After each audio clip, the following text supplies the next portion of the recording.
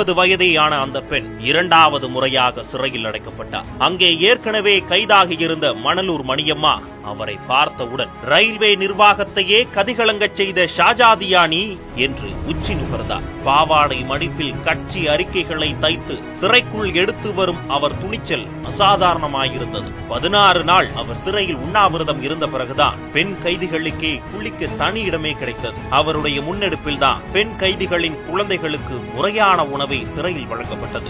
ரத்னம், ராஜி என தன் பெயரை மாற்றிக்கொண்டு பல முறை தலைமறைவாகி இருந்த அந்த இஸ்லாமிய பெண் தன்னை தீவிர கம்யூனிஸ்டாக மட்டுமே உணர்ந்தது மாபெரும் வியப்பு. வரலாறு மறந்த அந்த வரலாற்று பெயர் ஷாஜாதி.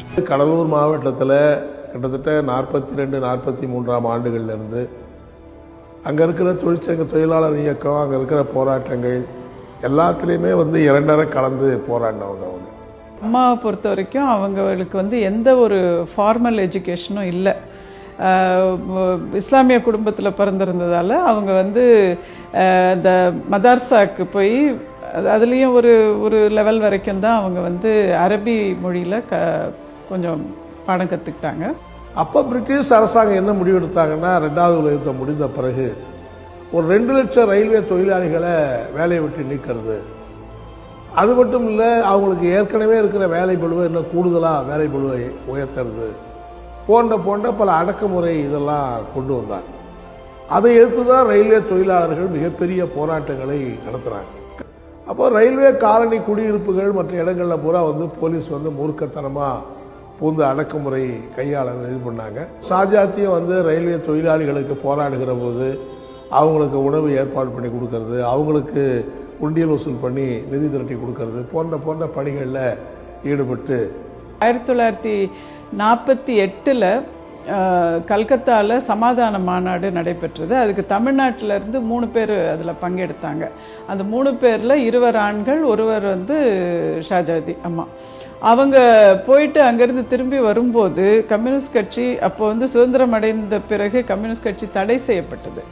அந்த 48 தடை செய்யப்பட்ட போது அவங்க இங்கே திரும்பி வரும்போது அவங்க பேரில் வாரண்ட் இருந்தது. ஸோ அந்த சமயத்தில் அவங்க தலைமறைவு வாழ்க்கையில் ஈடுபட்டு பல்வேறு போராட்டங்களை தலைமறைவாகவும் மற்ற நடவடிக்கைகளிலும் ஈடுபட்டு கூட இருந்து செயல்பட்டு இருந்தாங்க. அப்போ சி கோவிந்தராஜன் நல்ல இளைஞர்.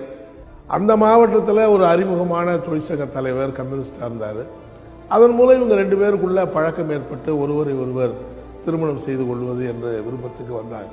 அரசியல் கைதிகளா இருந்த கோவிந்தராஜனுக்கும் ஷாஜாதிக்கும் இடையில ரயில்வே தொழிற்சங்க போராட்ட காலத்துல இருந்தே காதல் வளர்ந்து இருந்தது. இவங்க சிறையில் இருக்கும் போது கூட ஒருவரை ஒருவர் பார்த்து கொள்வதற்கான முயற்சியில ஈடுபட்டாங்க. அவங்க ஒரு முஸ்லிம், நீங்க ஒரு ஹிந்து, எப்படி அவங்க மனைவின்னு சொல்லி நீங்க சந்திக்கிறதுக்கு அனுமதி கேட்குறீங்க, அனுமதி இனிமே கொடுக்க முடியாது அப்படின்னு சொல்லி சிறை அதிகாரிகள் மறுத்துட்டாங்க. அப்போ எழுதின ஒரு கடிதம் ரொம்ப முக்கியமான விஷயம். அந்த கடிதத்தை நான் ரொம்ப முக்கியமான விஷயமா பார்க்குறேன். அதுவும் தற்கால சூழ்நிலையில் சுதந்திர இந்தியாவில் நான் இப்போ சட்டங்கள் எல்லாம் மாறி இருக்கு, நம்ம பிரிட்டிஷ் அரசாங்கத்துக்கு கீழே இல்லை. நான் அவங்கள என் மனைவின்றேன், அவங்க என்ன கணவன்றாங்க. இதுக்கு மேலே நாங்கள் கணவன் மனைவி இல்லைன்னு சொல்றதுக்கு வேற யாருக்கும் அதிகாரம் இல்லை. எப்படி தமிழ்நாட்டில், இந்தியாவில் பிரிட்டிஷ் ஏகாதிபத்தியத்தை எதிர்த்து காங்கிரஸ் கட்சி விடுதலைக்கு போராடிச்சோம், அதே மாதிரி பிரெஞ்சு ஏகாதிபத்தியத்தை எதிர்த்து பாண்டிச்சேரியில் கம்யூனிஸ்ட் கட்சி தான் தலைமை தாங்கி விடுதலை போராட்டத்தை நடத்தியது. எனவே அந்த போராட்டத்தையும் இவங்க போய் கலந்துக்கிட்டு அங்கேயும் அரசாங்கம், பிரெஞ்சு அரசாங்கம் இவங்களை கைது செய்வது, ராத்திரியோடு ராத்திரியாக தலைமறைவாக இருக்கிறது, பல வீடுகளில் போய் ராத்திரியில் தங்கிறது, பகல் பூரா இங்கேயும் வெளியில் வராமல் ராத்திரியில் போய் கட்சி பணி ஆற்றுவது, மக்களை போய் சந்திக்கிறது போன்ற பல இதெல்லாம் ஈடுபட்டாங்க. அதை அங்கீகரிக்கும் முறையில் அவங்களுடைய 50 ஆண்டு பொன்விழாவில் அம்மாவை கூப்பிட்டு அவங்க கௌரவிச்சிருக்காங்க. அப்போதைய முதல்வர் ஃபரூக் மரைக்காயர். புதுவை பிரதேச தேர்தலில் பாரதிதாசன் போட்டியிட்டார் பாண்டிச்சேரி சுதந்திரம் அடைந்த பிறகு.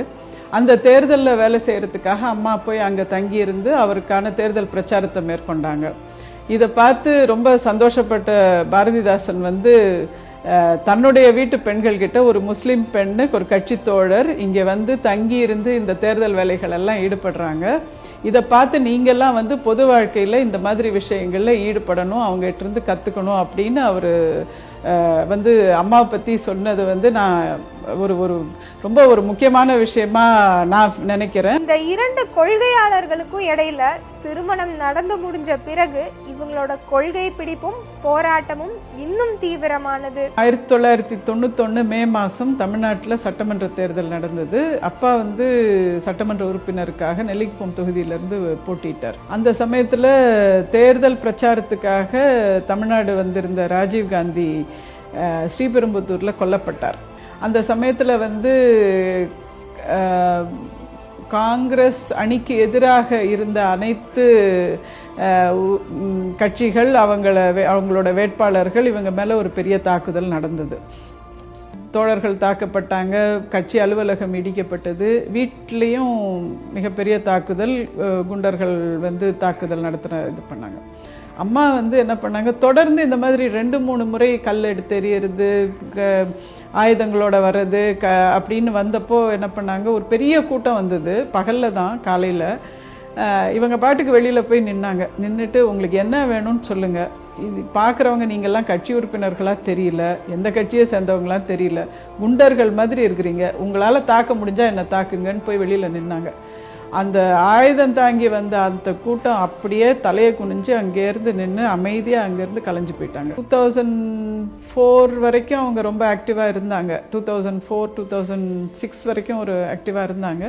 அதுக்கு பிறகு அவங்களுக்கு வந்து மறதி நோய் அவங்கள ஆட்கொண்டதால் அவங்களால வந்து அதுக்கு மேலே சில விஷயங்கள் அவங்க நினச்சபடி அவங்களால இருக்க முடியல. அப்படி இருந்த சமயத்தில் வந்து தாத்தா வந்து டெய்லி காலையில் எழுந்திரிச்சு வந்து அவங்க நியூஸ் பேப்பர் படிப்பார். ஹீ வில் ரீட், ஒவ்வொரு லைனும் படித்து அவங்க டிஸ்கஸ் பண்ணுவார். ஆனால் என்னென்னா அது பாட்டி உணர்றாங்களா இல்லையாங்கிறதுலாம் வந்து அவருக்கு தெரியும். பாட்டிக்கு வந்து அந்த அளவுக்கு உணர முடியலன்னு தெரிஞ்சாலும் அவர் வந்து உட்காந்து படிப்பார். பிகாஸ் அவருக்கு வந்து இட் வாஸ் அ சாட்டிஸ்ஃபேக்ஷன். போய் பாட்டிக்கிட்ட அதெல்லாம் பேசுறது பண்ணுறது எல்லாம் அவர் வீட்டில் நடக்கிறது எல்லாமே பாட்டிக்கு வந்து தெரியும். ஏன்னா தாத்தா வந்து பேசுவார். மதத்துக்கு அப்பாற்பட்டு மக்களுக்கான அரசியலை முன்னெடுத்தாங்க ஷாஜாதி. இன்னைக்கு இருக்கக்கூடிய வெறுப்பு அரசியலை எதிர்க்கும் சக்தி ஷாஜாதி.